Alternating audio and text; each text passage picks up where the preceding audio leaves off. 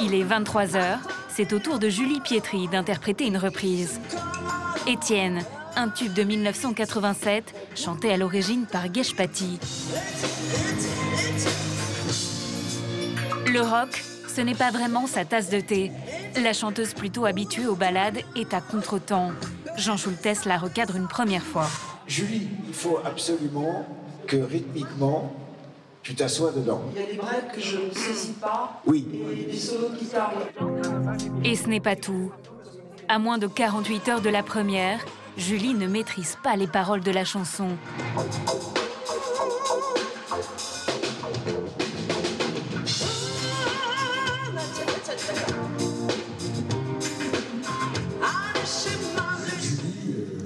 Travail, hein, parce que là, il faut que... Il faut apprendre les paroles et puis ça va. Voilà, il faut bien apprendre le texte, bien se mettre dedans, bien tout ça.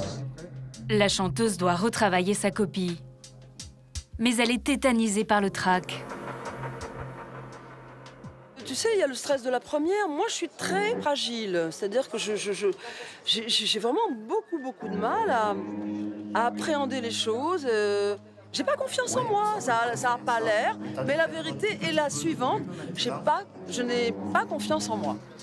L'icône des années 80 est aussi stressée qu'à ses débuts.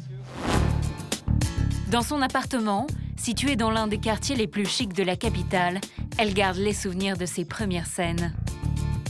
Alors, je vous ai retrouvé le programme de mon Olympia 1987. Extraordinaire. C'est pas beau, ça?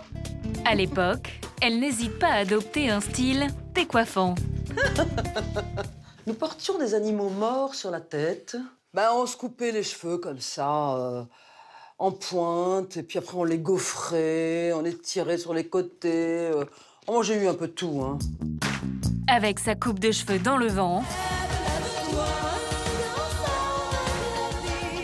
Julie Pietri enchaîne les concerts. Son tube reste plus de 6 mois dans le top 50.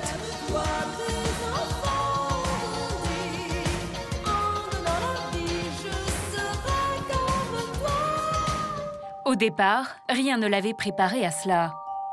Au lycée, Julie est une élève brillante et ses parents veulent à tout prix qu'elle poursuive ses études. Papa m'a dit quelle étude tu veux faire. Il était hors de question de lui dire que j'avais envie de poursuivre un rêve de musique, hein. C'était pas le truc.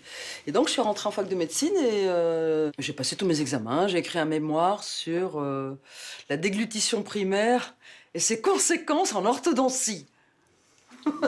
Mais en secret, elle passe une audition pour intégrer la bande à Basile, un groupe très populaire à l'époque.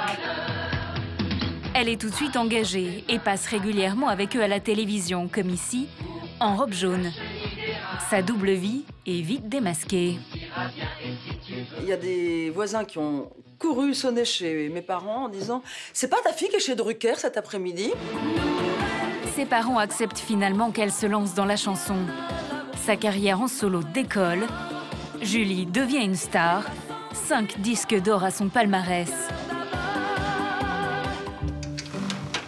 Mais elle doit ralentir le rythme quand elle accouche de Manon. La petite fille est atteinte d'une maladie osseuse. J'allais tous les mois lui faire des radios et c'était difficile quand même parce que j'ai préféré m'occuper de ça que de m'occuper d'un disque, hein, c'est certain. Aujourd'hui, Manon a 25 ans et se porte à merveille. Julie, elle, est bien décidée à regarder vers l'avenir. Mais comme à chacun de ses concerts depuis 30 ans, la chanteuse angoisse. Je dis bonjour quand même, malgré tout.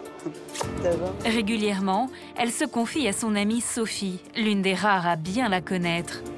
Une Julie à milieu de son personnage public. C'est quelqu'un de très réservé, contrairement aux apparences. Et... Bien vu, madame, ouais. Bien vu. Je suis assez... C'est vrai, je suis assez timide, en réalité. Extrêmement timide, ouais. Hein, qui vous plaît? Ah bah tiens, Un petit changement de programme va mettre les nerfs de la chanteuse à rude épreuve. Excuse-moi.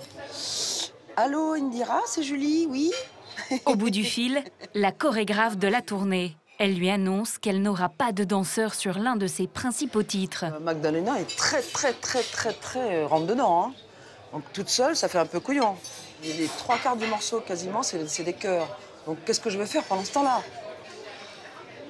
Non mais attends, là, on est à 2 semaines du truc. Comment? Ça n'a pas l'air simple. Ça va pas être simple du tout, là.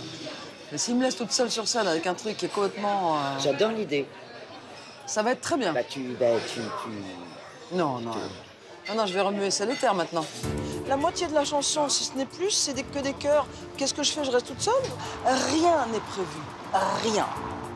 Donc là, je suis très mal, quoi. Oui, je m'en fais vachement. Je m'en fais vachement parce qu'on est mal barré.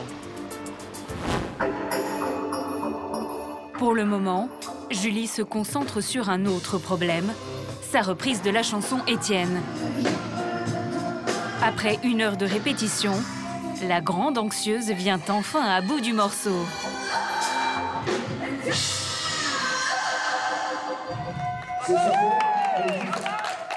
Bravo Julie, franchement, c'était fait quoi, tu vois. Mais comme quoi, il faut pas que tu te stresses, faut pas que tu te tendes, faut que tu digères tout ça. Bravo.